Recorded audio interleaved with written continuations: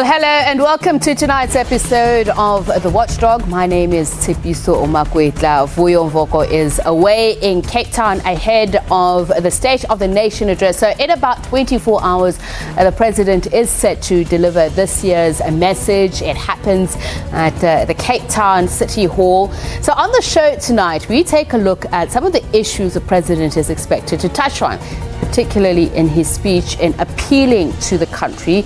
The Watchdog begins now.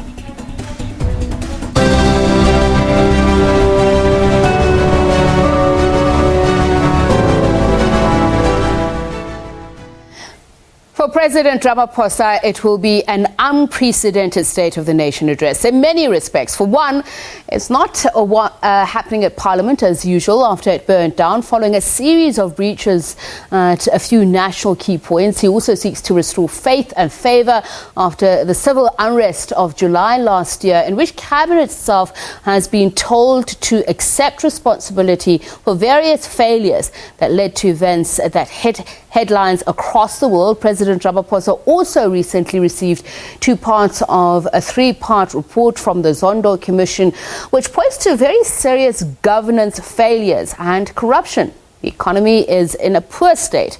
COVID-19 has made the poor poorer and the rich richer.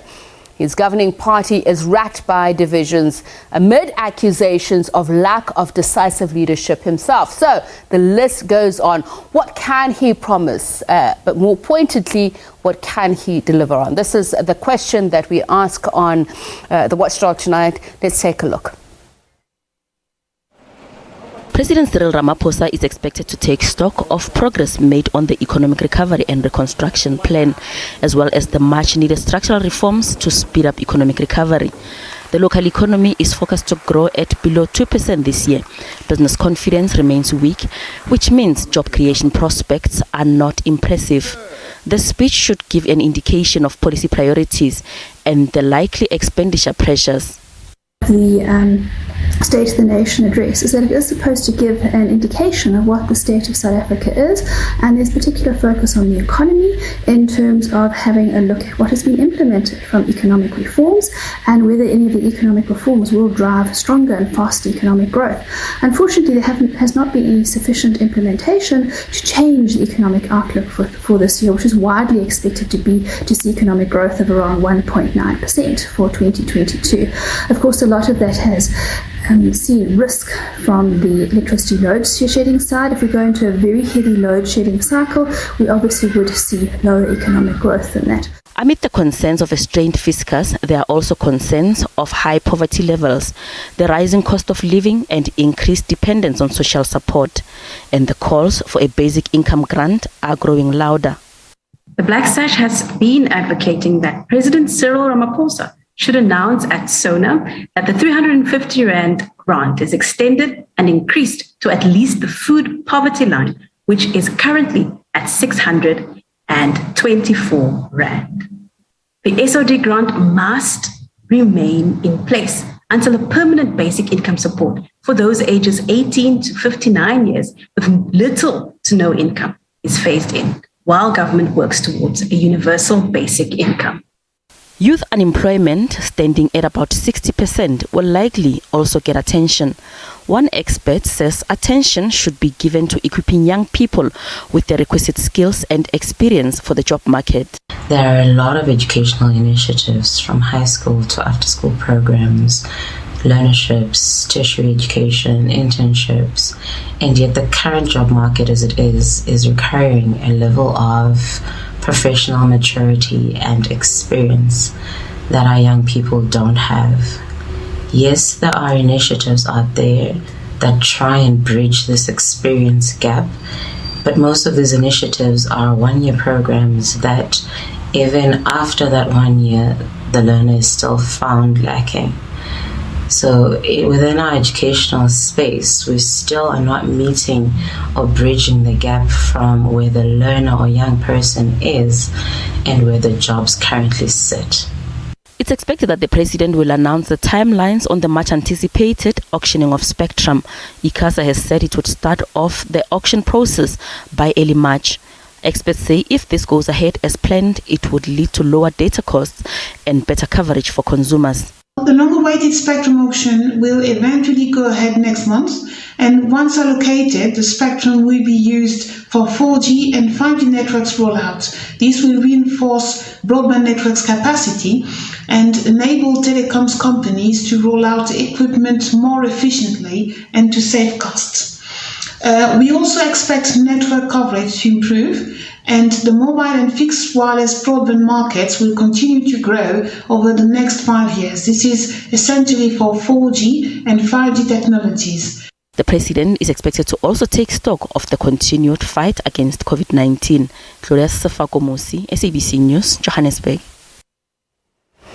Right, so a myriad of issues to discuss, and we're joined now by Rebone Tau, who is a political analyst. As you can see there in the monitor, she's in the middle. Tulani Chefuta is from the National Economic Development and Labour Council's Community Constituencies overall convener.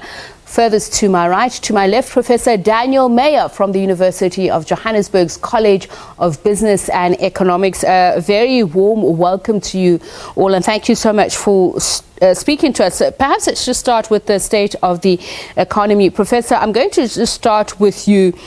In the past, President Ramaphosa has spoken about the difficulties we face within the context of rising cost of living, a weak economy, record high unemployment, which we're experiencing now. Serious questions about state security structures have arisen in the past year, and obviously keeping the country safe within a health sector that's been plunged into crisis.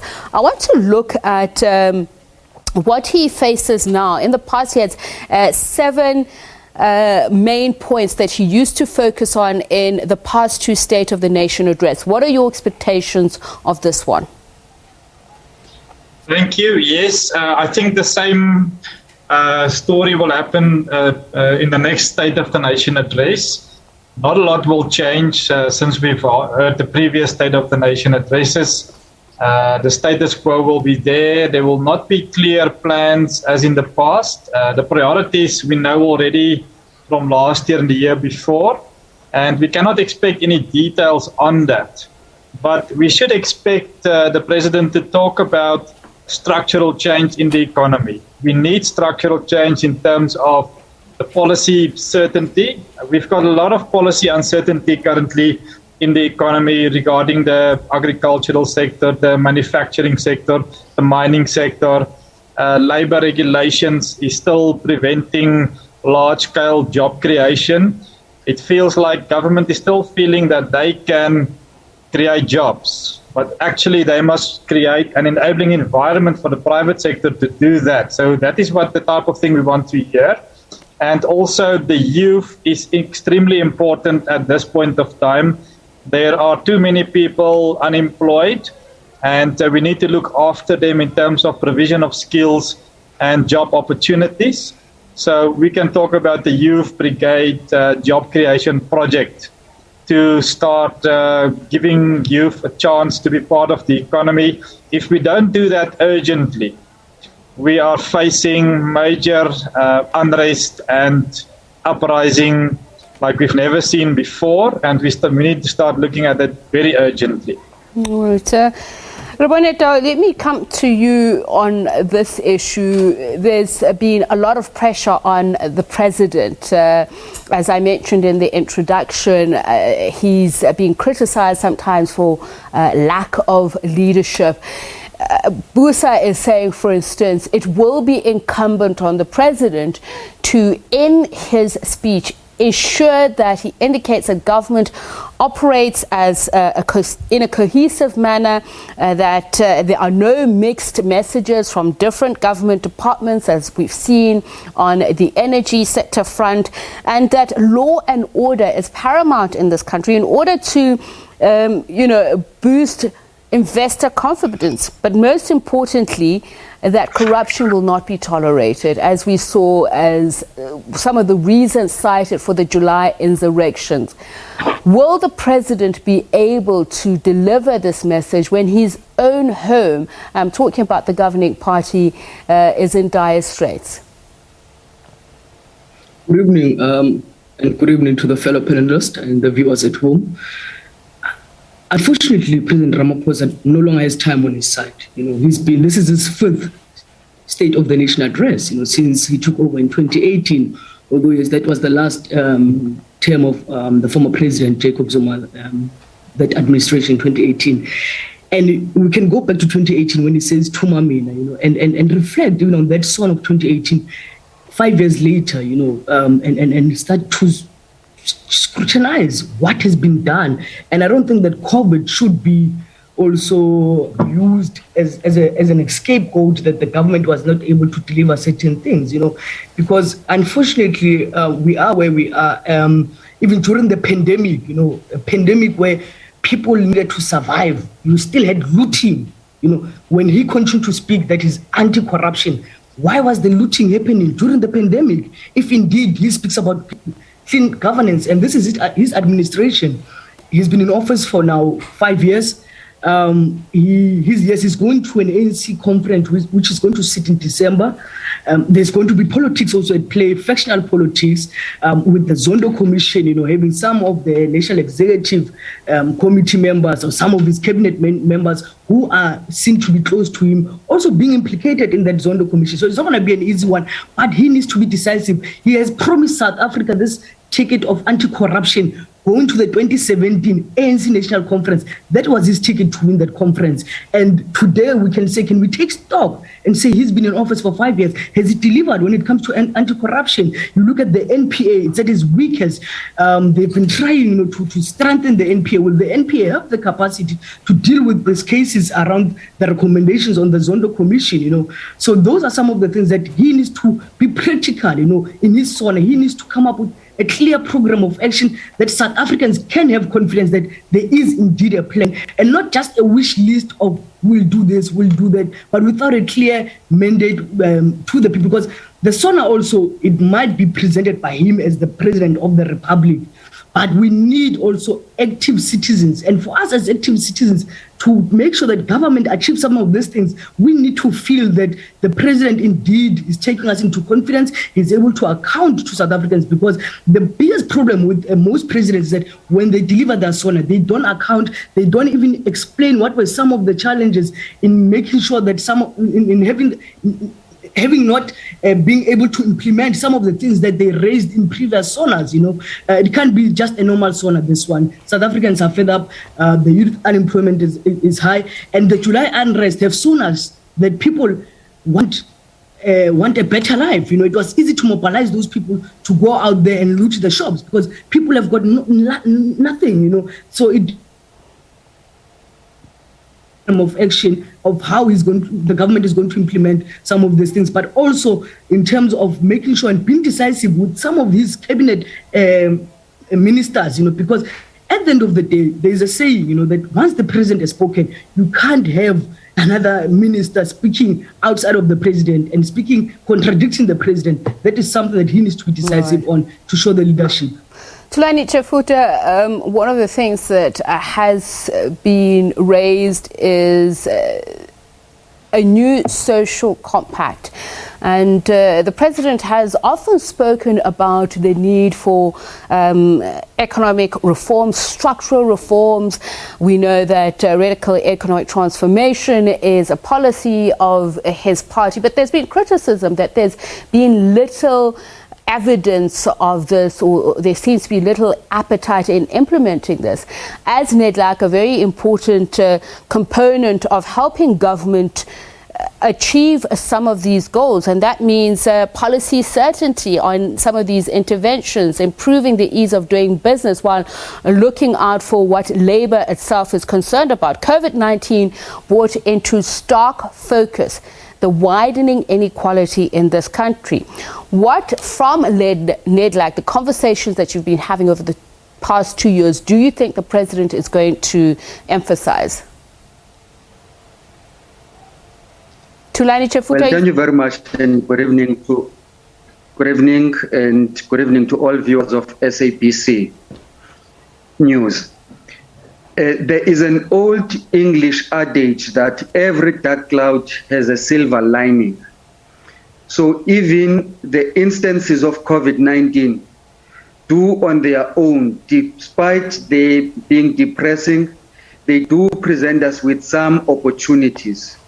For a start, we think that when the president reflects on COVID-19 and how we've progressed in our national country response, he should be able to reflect on how we get to empower people with the necessary life skills through public education and awareness to be able to lead productive lives and coexist with the virus moving forward, because that is one of the things that we are going to need. We can't afford to keep running into our small corners on the slightest provocation of COVID-19. Secondly, we do take solace in the fact that as part of the lessons that we can draw from COVID-19, there are two big takeaways that as structures of civil society are championing. The first of those, which we think the president should be able to reflect on as well, is that we have instances where private hospital or private health facilities were full to capacity and they had to move their patients to public health facilities. All those instances present elements of testing, the modalities of the implementation of the universal national health insurance, which we think we're ready to implement as the country. Secondly, the implementation of measures like the social relief of distress grant becomes a proper launching pad for us to have a universal basic income grant in South Africa. And we think that it will be important for the president to reflect on those because they touch the lives of the people when it matters the most immediately. With those interventions, you don't have to wait for a long time to see impact. They present themselves with visible impact immediately. There are certain aspects of the economic reconstruction and recovery plan which we think that the president on the 14th of January had a meeting with NEDLAC social partners to take stock of the progress of implementation of the economic reconstruction and recovery plan. And we think that he may use the opportunity of SONA to reflect on that. Over and above that, there are certain aspects which we believe cannot be left unattended, one of which relates to infrastructure and investments in other economic sectors that in their own nature are labor intensive, but when we make investments in, we'll be able to generate a lot of economic activity. And we definitely agree that one of the biggest challenges we're confronted with is that of youth unemployment, which without it goes to challenge the very norm of the essence of our democracy and stability in our society. Mr. Chifuta, let me just stay with you. I think it was 2 years ago when the president spoke of something in the region of 1.3 trillion rands that has been invested in infrastructure. And if we look at the transport network in South Africa, many would agree it faces serious challenges. Granted, during the restrictions of COVID-19, there were allowances made for the transportation of goods and services did suffer as a result of that. But the question then is, as NEDLAC, a social partner, you yourself had invested, or at least committed to invest 1 trillion rand in the South African economy over 3 years. What gains have you seen through that? And this is against criticism by labor unions such as COSATU saying, you know, there's a lot of talk but very little implementation. You need strategic implementation rather than continually speaking about an economic plan, a recovery economic plan. Well, we cannot take away the importance of social dialogue as the means through which we can get to social compacting. And the value of social compacting can only be seen through the tangible results that come as a result of implementation of that which is entailed in those social compacts. What we cannot deny is the fact that there has been large amounts of money that have been invested in different sectors of the economy in South Africa. Our view as civil society is that those investments will have to lift the people up with them. We believe that those investments that go into the different sectors of the economy, including infrastructure, they must not only build the confidence of the investors, but they must also build the confidence of the people that when they look into those investments, they must feel that they are represented. They must feel that they can touch and benefit from those economic opportunities that come out of those projects.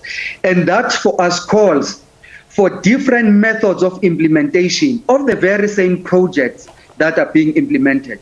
If you take projects on infrastructure alone, we believe that in the nature that they are labor intensive, they should not only be about constructing a road from point A to point B over a certain number of kilometers, but in their nature as being labor intensive, they must provide mass employment opportunities. Secondly, the very same young people who are in the communities where that infrastructure is deployed must be provided with training prior the implementation of those projects so that they are able to be employed as agents of delivery of the same infrastructure projects. The skills that they acquire may even enable them to use such skills for the maintenance of the very same infrastructure beyond the delivery of that infrastructure. And so the modalities of implementation, if you look, for example, there is no municipal area in South Africa that is not affected by potholes in South Africa. And clearly, the tender system cannot be the solution in addressing the potholes. Engage young people in large numbers through public employment programs to respond to that challenge in infrastructure and thereby generate economic and employment opportunities for those young people. And so that is what we define as the repurposing, not of new money, but of existing resources, but for maximum benefit of communities where that infrastructure is being deployed. We are running out of time, sadly. Professor, let's come to that and follow up on what Mr. Chafuta is saying. They say you can't have employment goals if you are not engendering economic growth. Criticism is that the current SOE model has failed the nation, and if we are investing so much in our infrastructure and yet it's failing to yield some of those employment goals, what then needs to happen? And the issue of TERS was mentioned earlier on, just in terms of helping those affected by job losses, and obviously with high inflation and drying up revenue streams, businesses that could have even flourished lost out. We are clearly not creating an environment for the ease of doing business. What does the president then have to do next? Because there are these measures that are introduced, but how long can they be sustained? Yes, look, I agree with the previous speaker in terms of the youth employment, expanded public works programs that can work well. But let's say the following principles. We cannot just talk. We need to implement. And who can implement policies? It's not government, it's private sector that can do that on behalf of government. Government cannot create jobs, it's the private sector that must create the jobs. And we need to change our economy in a structural way. We cannot have 18 million people dependent on the government. Even if we look at the basic income grant, let's say there will be then 30 million people dependent on government if you add the 10 million unemployed. So that is unsustainable to have it like that. We must get people to work for their income. And let's say we take a 5-day week. 3 days a week we do basic work. We work, and 2 days there's skills training for the youth brigade, as I call it. And who can implement that? It's the private sector. So we can have masses of youth coming into labor through public works programs driven by the private sector and getting skills. Maybe 2-3 years you can be in that program, and after the 2 or 3 years you've got a technical skill, and then you can start your own business as in an apprenticeship position, like electrician, and any of those technical skills. So there's a lot of work available for that. And there's also a lot of work available for highly skilled people that has got degrees through universities. They're still getting jobs, but there's these low skilled people that's struggling a lot. So we need to get stuck into the youth brigade program, as well as the infrastructure. We cannot have development if there is no infrastructure capacity. All right. Like we've got a Ferrari that we want to drive with a 60 kilometer per hour speed limit with Eskom blocking the development of the country, and you cannot attract investment in that environment. Mr. Chifuta, I'm going to give you just very, very briefly, before we go back to Robone Dao to continue with the conversation, I hear you want to respond to something that Professor is saying here. On the issue of economic principles that the Prof is raising, one of the factors we must never forget is that there are people, millions of people who are living in poverty now, whose plight cannot be postponed until the economy grows. And so measures for social relief are not mutually exclusive of growth and employment. And one of the factors as important economic principles that come with social relief measures is the aspect of multipliers. When people get the grant, they do not keep it in their pockets. They spend to buy products and services in the economy which generate more demand, which must still be supplied by the same businesses. Those are just some of the principles that we wanted to highlight in addition to what the Prof is saying, so that economy is not only existing for big business, but it can identify and relate and find expression to the daily lives of the people. All right, Robone, let's come back to you and perhaps particularly focus on the youth. And just on basic income grants, it's being said that there needs to be a roadmap that considers how basic income grants are helping families, particularly the youth. Does it capacitate them to be able to create their own employment? But more importantly, what can government offer? 2 out of 3 young people are without jobs. The expanded unemployment rate is at 46.6%. And I want to talk about past ventures that have been mentioned by government to help youth unemployment. We know that the expanded public works program has been touted many a times by the president as creating employment, even though with higher minimum wage. I understand that that means people who are employed will only receive 12.75 per hour. That doesn't seem much. I want to look at also past projects. There has been the Youth Employment Service. It's been touted to have at least involved 1,700 companies and sponsoring about 70,000 young people. Are we seeing the fruits from some of these ventures by government? Thank you. I think I would want to say a bit on the basic income grant, and I support it personally, and I'll tell you why. We must not sit from a position of privilege, and we know that for any young person or any human being to look for a job, you need some source of income or money. And studies have been done in the past, that job seekers spend to 1,000 to 1,300 a month, whether going to the internet cafe, taking a taxi to go into an interview. So where do we expect these people to be getting the money from? Because you find that some of these people are coming from very disadvantaged communities where they rely on the Gogo's pension, and when you sit from a position of privilege, you might think that basic income grant is going to be a burden to the state. No, it won't be a burden to the state, because what is needed is for the state also to make sure that they work with all government spheres, whether local, provincial government, but also business, in making sure that they give the youth the necessary skills, because you can't just give money without giving any skills. There's what we call the National Youth Service. We need to know what happened to the National Youth Service, because I can tell you one thing: defense does have an infrastructure to carry this National Youth Service, to give the youth that necessary skill. You've got an incident, for an example, I think Tulani spoke about earlier on the Prof, on issues of potholes, I think Tulani on issues of potholes, not only potholes, you can go to the police barracks, when you give the necessary skills to the young people, they can form like what we call corporates, and be the ones to be whether fixing those broken windows at those barracks.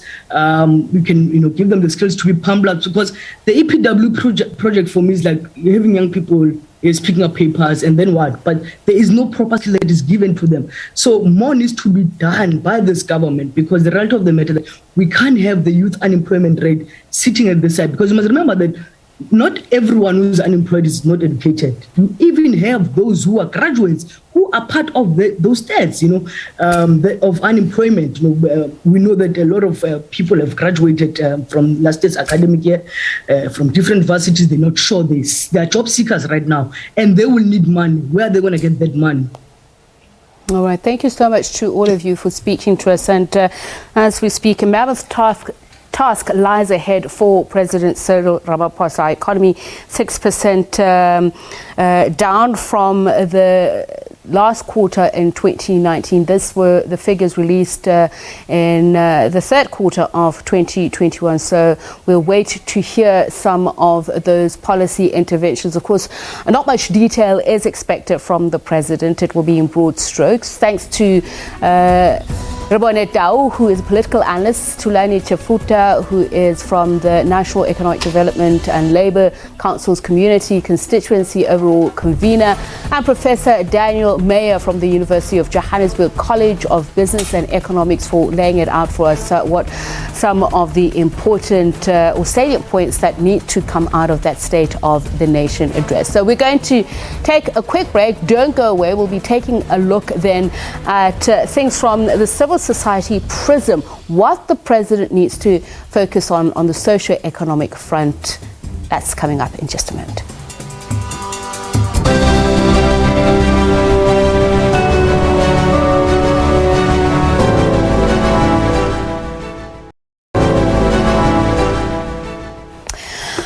Welcome back. You're watching The Watchdog. As gender-based violence continues to rage across many communities in the country, millions of South Africans are keen to hear government's interventions on the scourge. Residents of Sunday's River local municipality in the Eastern Cape are calling for more law enforcement visibility and youth development programs to tackle violence against women and children in the community. Rando Nomoi has more on this issue.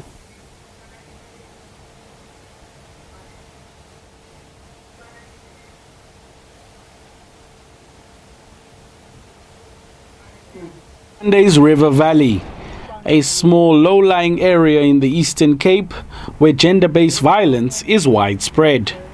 Many women and children here live in fear, with most cases reported against close family members and spouses. The community is calling on the government to implement stringent measures on perpetrators. We continue to call on all men in this community to protect women and children and not abuse them, so at all times we need to take care of them. Residents say youth development initiatives are critical in fighting the GBV scourge. The problem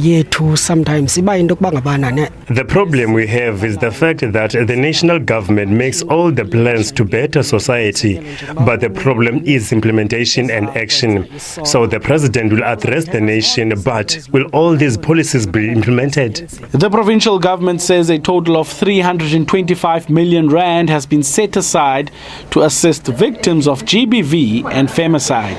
As a department, we have a range of programs contributing to Pillar 4 of the National Strategic Plan that speaks to care empowerment of victims of gender-based violence, but also because we believe that we need a more proactive approach. According to the crime statistics for the second quarter of last year, all sexual offences cases increased by 4.7%. Luanda Nomoi, SABC News, Patterson in the Eastern Cape. All right, let's discuss this now ahead of the State of the Nation address. Tomorrow's Woyile Ndashe is speaking on behalf of the Call to Action Collective, and Tato Mputi is media officer, Sister Love International SAGBV, or rather SA International. Let's speak about this issue. Let's start with gender-based violence, as we've just had that report from my colleague Randa Nomoi. I think the National Strategic Plan was spoken about on many occasions. I'll start with you, Sibongile Ndashe. One of the major issues that were pointed out is government's lack of concerted effort to not only create but fund shelters and lack of access to other services. So when people were going through the murdering COVID-19 during lockdown, this was brought to bear on many women and children. Your thoughts on this? Sibongile Ndashe? Hi, thank you. When the National Strategic Plan was adopted, there was an intentionality. I think when you look at the 6 pillars that we agreed to as the frame for the response on gender-based violence, Pillar 4 that the last person on the video spoke about, which is about response, care, support, and totaling, is one of the it's one of the pillars, but it is also important in terms of just the support services that are needed in order to be able to do this. I think if some people can remember way back in 2005 when this first sexual offences legislation came in before the most recent update amendment that we spoke about in January. What you see was that the law there really set up what we are calling the legislative framework. It was just about how the law is supposed to respond. But we are seeing some of the things that have happened now with the new law that has been amended, that there is an attempt to move and say, within this law, we are going to put in place things that are going to protect the survivors. We are not just going to say that this is the law. So when we hear about the things that have the work of the services, Department of Health, Department of Social Development, being named, in the domestic violence amendment legislation, being given obligations that this is how they need to respond to survivors and victims of domestic violence, this is the improvement that we are beginning to see. But of course, these laws are not going to implement themselves, and so there is going to be the State of the Nation address, but looking forward to the budget that actually says these things now have been built into legislation. So how is government going to respond? What is the money that is going to make sure that these things that we are now noting out there as a step, but we are saying these are state obligations that we actually needed to legislate for. So this improvement that we have seen has to be translated or has to translate, into something else. But Pillar 4 is not only the thing, I think, that we need to be making progress on. And some of the things that people were talking about in the clip that you played, it's really about economic recovery. And as we have seen the devastation that has come from COVID,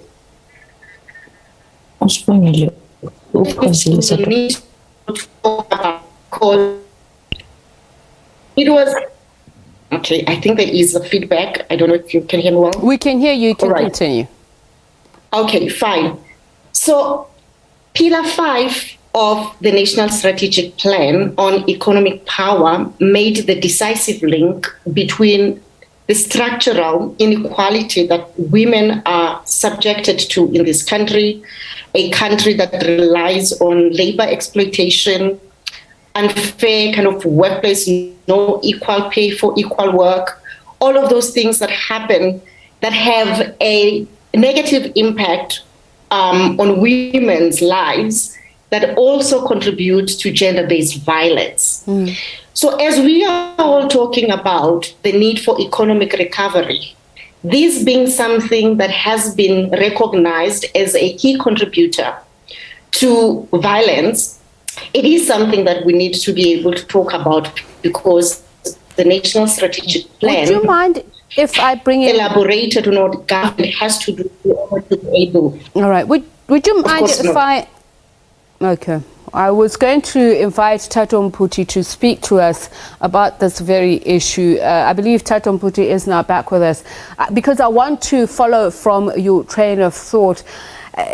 just speaking about policy changes that are needed, whether it could have been anticipated or not, the fact that frontline workers, sex workers, were the most vulnerable, particularly during COVID-19, that they bore the brunt of this because of loss of income, food insecurity. They found themselves vulnerable. There's also the issue of undocumented migrants who also became dependent on abusive partners. So, Sibongile Ndashe, we're back with you. I believe Thato Mputi, unfortunately, we are failing to connect with her, some technological problems there. But what are your thoughts on this? Are we thinking far enough on this?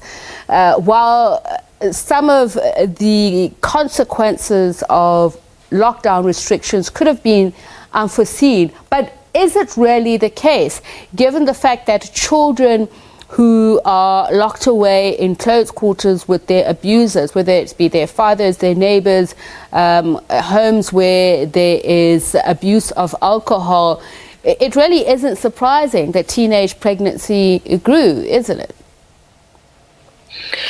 No, I mean, it is not. I think there are quite a number of things that played out in South Africa, and some of the things that we learned, during lockdown.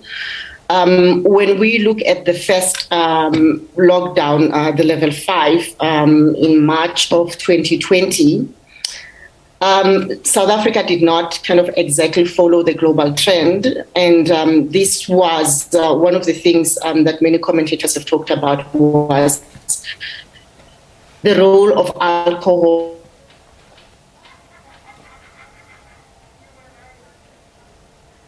Sibongile, are you still with us? Okay, we seem to be happening. Yes. All right. Unfortunately, we just seem to be experiencing some challenges there with our connection, but we'll continue trying to reconnect with Thato Mputi and Sibongile Ndashe, continue with our conversation. State of the Nation address. What is the president expected to address, particularly in the lines of gender-based violence? There's COVID-19, our health systems, we spoke about jobs, and there's education and the issue of land. All of that's coming up. Don't go away. This is Watchdog.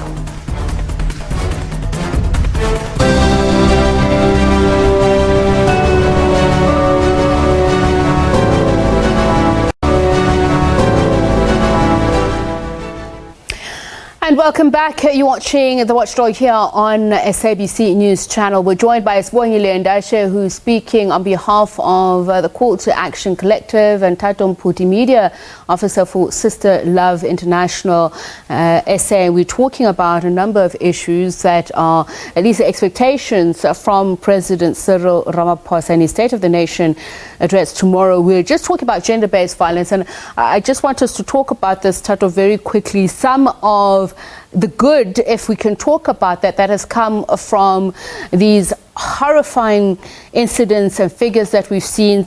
There were some policy changes, legal changes, bail laws, protection orders, particularly the 1998 Domestic Violence Act, the 2012 Criminal Law Amendment Act, and the 1999 Maintenance Act, including the 2011 Protection of Harassment Act. So policy changes there, are they enough if these are just in the implementation phase? Because we're talking about a criminal justice system that is itself weakened. It's great that we have these policies, and also just seeing how civil society has really come together to ensure that voices of different people from different spaces are collectively heard, and as a result we have the National Strategic Plan. We find that young people, the youth, are still not engaged, to their fullest capacity. And part of the reason why we need to have voices of young people in these different spaces is because we have the experience, and it is time that we not only look as young people as people who are just liabilities, but young people have the innovative solutions. if the government is ready, to hear voices of young people, because young people are innovative. We have innovative ways in which we can address the whole issue of gender-based violence, and we really need a gender transformative approach when implementing all of these policies, because it is great that we have them on paper, but when implementing, we need to take the gender transformative approach, and we need to be proactive in the sense of implementation. Tata, let's move along and talk about the social relief packages included or introduced by government on the outset of COVID-19. As we saw, there were massive job losses. Many families lost breadwinners and many jobs were lost through that. And government introduced a package of 500 billion rand, which it said was 10% of GDP. Along that was the 57 billion rand in wage support, which was meant for 4.5 million workers. A lot of those workers complaining that they did not receive those allocated funds. So how does government fix the system? And I say this against the backdrop of there is word that some of the social relief grants will be extended. For how long? Will that help at least those young people who have fallen out of the school system, who have dropped out, to be able to create some sort of employment opportunities, to create some form of livelihood? All right. I think we really, first and foremost, we need to pay attention to the fact that in the third quarter, we saw that the number of the number of unemployment, increased to reach 600K, right? And we know that these people who are making the statistics mostly is young black women. And there are also issues and things such as having access to data. And we know that young women are burdened with care work, which then makes it even harder for them to get access to these different services. I think what really needs to happen at this point is we need to have an improvement in the quality of education that we have in high schools, and probably from primary school. We need to change how we are doing our education to ensure that the young people are able to respond to the economic needs of the country. Because what we see is that we have young graduates, we have young people who have a certain level of education, but they are unable to integrate into society because the education that they have, it does not allow them to move with the times. So we really need to work towards ensuring that quality education is one of the important things. And also because the president in the previous SONA spoke about accelerating economic recovery and also implementing reforms to create sustainable jobs and drive inclusive growth. I think we need to ask questions like acceleration of the economy for who, right? Because we still see that young people actually are the ones who are still unemployed. And if young people are unemployed in this same, country, then we don't have sufficient economic activities, which then later make young women more vulnerable to experiencing things such as gender-based violence, intimate partner violence. Allow me to, so that I can just hurry this along so I can give you both 30 seconds to wrap up. If you can, in about a minute and a half, on the issue of land, because we're still talking about creating employment. Land redistribution was high up on that list, but we saw Section 25, the amendment thereof, it being passed in Parliament, failed. And the President had said in 2020 that government had handed over 5 million hectares of land, totaling about 5,500 farms to more than 300,000 beneficiaries. How many of those were women? How many of those were youth? There is a program to ensure that there's skills transfer. Are we seeing it at a significant level enough, particularly for those groups, including people with disabilities? Okay. May I just go back to a previous question? So use my 1.5 for something that I have expertise on than kind of pedestrian knowledge. Okay. Because I haven't. Right.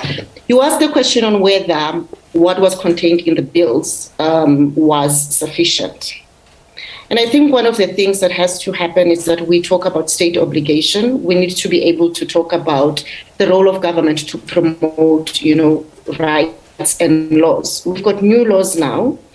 It's not enough that we have these laws on paper. We need to be able to disseminate, and there are various ways in which we can do this. Social media is very kind of innovative and all of those things, because what we do know that is that when people are legally empowered, people are able to assert or claim the rights that they have. So that's what's important about the bills. When we have money put in place, the online application forms that we have talked about, that we have seen and have celebrated, and all of those things. Okay. These are the things that we need to be talking about. All right, I'm going to have to stop you there, Sibongile, unfortunately. And I'm sure you're going to mention money being funneled into the security agencies and training. Tato Mputi, just very quickly on that issue of land, if you could briefly address that. And of course, there is this new policy that is being looked at that is limiting the number of foreigners that business owners can hire above locals. Do you think that will help? Tato Mputi? I think it is important that we not only look at these issues at national level, but we need to engage people at the local and district level. And we know for sure that if women have land, they can actually work around food security, and women who have land are actually liberated. So we need to ensure that there is that implementation of women getting access to the land. All right, and of course, unfortunately, we have run out of time, but there is much talk about the fact that Department of Home Affairs is looking at limiting the number of foreigners that businesses can hire above South Africans, but others are questioning if this will help alleviate the pressure of the scarce resources that South Africans themselves are competing for. But thank you so much to both you, Sibongile and Dashe, on behalf of Call to Action Collective and Tato Mputi, Media Officer, Sister Love International SA. Well, this is where we'll leave it for the Watchdog tonight. Vuyo Mvoko will be back on your screens tomorrow. He is in Cape Town for that State of the Nation address, literally 23 hours away. For myself and the team here in Studio 11, it's good night.